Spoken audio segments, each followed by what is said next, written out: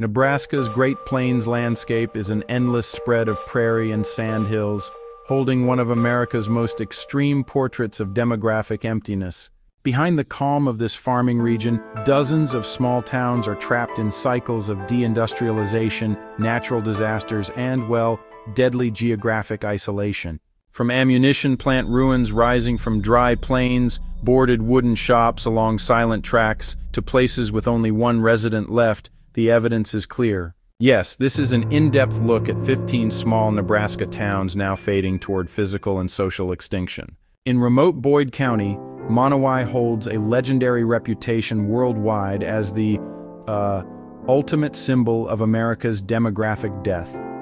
This farming settlement, founded in the early 20th century, once had hundreds of residents before agricultural modernization pushed young generations away. Today, Monowi is officially the only incorporated town in the United States with just one resident left, an elderly woman named Elsie Eiler, who serves as mayor, clerk, and owner of the local tavern. Monowi presents an atmosphere of strange, oppressive silence. Along its quiet dirt roads stand rows of old wooden houses, empty and open with roofs caving in and chest-high weeds surrounding them.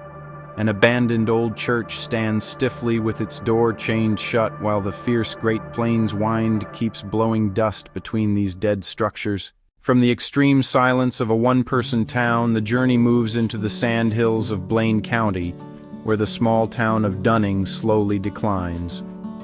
Isolated in the dry, empty sandhills, this town once grew as a busy cattle shipping point. The loss of its local station through modern logistics efficiency sent its economy to the bottom, causing the population to fall below 100. Life here moves slowly and quietly, giving off a heavy gloom. Its downtown shows rows of early 20th century commercial buildings with windows sealed by wooden boards beside cracked asphalt streets overtaken by weeds. The lack of access to modern medical facilities and few active businesses create deep social isolation, making Dunning a clear image of fading traditional ranching communities in rural Nebraska. Leaving Dunning's silence, we enter far western Sheridan County to visit the eerie industrial ruins of the ghost town Antioch. Today, it is a raw, haunting, post-apocalyptic scene. Across dry, windy prairie, massive reinforced concrete foundations from former potash plants rise like the ruins of an ancient destroyed fortress. Born almost instantly during World War I, Antioch once held the grand title Potash Capital of America, with 5 giant plants operating 24 hours a day, extracting potassium from nearby salt lakes for wartime explosives. This sudden prosperity collapsed within months after the war ended and international markets fell apart, forcing thousands of workers to leave almost overnight. From the frozen ruins, the journey turns toward the Custer County corridor to observe the fading pulse of life in Anselmo. Along its main street, we find a worn and exhausted rural-urban landscape. Rows of old 2-story red brick storefronts stand stiffly, their paint bleached pale by the sun, revealing empty interiors thick with dust behind cracked window glass. Although a small amount of activity remains from a handful of elderly residents who stay behind, Anselmo gives off the heavy gloom of a small town counting down its final years. Founded in the late 19th century along the Burlington and Missouri River Railroad, Anselmo once enjoyed stability as an agricultural trade center filled with the movement of local farmers. The combined blow of the Great Depression and the Dust Bowl triggered a long economic decline that caused the town's population to shrink drastically. Moving far south toward the edge of Franklin County, we find Riverton, a farming settlement locked in structural poverty. Located near the Republican River, it was once a promising agricultural community with its own wheat milling operations.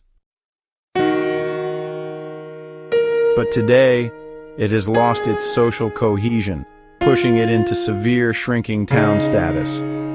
Riverton's current face is, well, troubling. Rows of wooden homes from the early last century have been left to just rot without renovation, with roof structures beginning to bend under the strain of harsh winter weather. Quiet neighborhood streets with almost no social interaction create the impression of a wide ghost town. Next is Minatare, a town showing another side of small-town gloom. Unlike a pure ghost town, it still has around 700 residents, yet it belongs on this list because it carries a very visible economic and social crisis. Minatare consistently records local poverty rates above the regional average for western Nebraska. The historic district of Minatare presents a worn and oppressive scene. Many downtown commercial buildings are abandoned with faded retro signs, while several areas, including churches, appear poorly maintained. The local government's financial crisis directly affects infrastructure maintenance, leaving the city's asphalt roads badly cracked and deepening the atmosphere of long-term economic depression that shadows daily life. Leaving Minatare's urban pressure, we enter one of the most geographically isolated areas in the entire Great Plains, where Tryon stands in McPherson County. Yes, Tryon holds a unique status as the county seat of a county that has no large incorporated town at all. Buried deep in the silent sandhills, Tryon sits dozens of miles from interstate highways and the nearest modern healthcare center. Its condition reflects a pioneer settlement cut off from the modern outside world. Natural phenomena are also common here, including lunar eclipses, supercells, and blowing dust. In this place, social interaction feels extremely limited and locked inside a massive natural enclosure. A small stone courthouse stands beside several isolated wooden homes under a wide open sky. Tryon's isolation turns into total physical extinction as we drive to the northern edge of Keapaha County, where the ghost town of Brocksburg once stood. Founded in the late 19th century near the South Dakota border, Brocksburg was once a rural trading post that supplied basic needs for remote cattle ranchers. Its death came quickly after the main transportation route shifted elsewhere, instantly cutting the town off from regional trade. Today, Brocksburg has been completely leveled, its area shrinking back into a quiet, stretch of open prairie.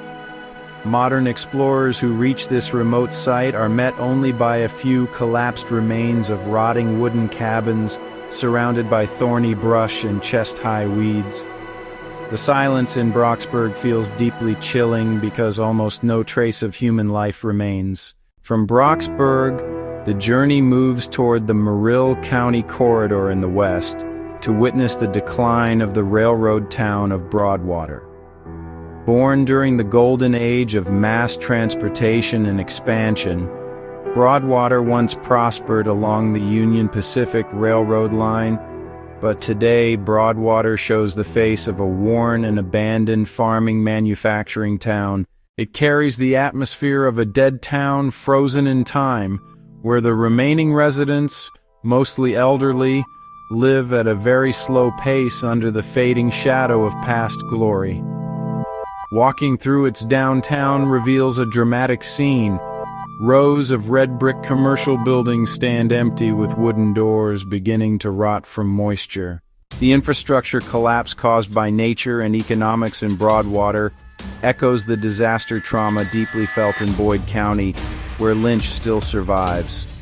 This small farming town has long suffered from chronic population decline, but its fate reached a critical point in March 2019 when an extreme winter storm triggered historic flash flooding and massive ice jams from the Niobrara River, destroying levees and washing away much of the town's underground infrastructure. Although some residents tried to rebuild their community with what strength they had left, the physical scars from the force of water and ice remain clearly visible along the edges of Lynch.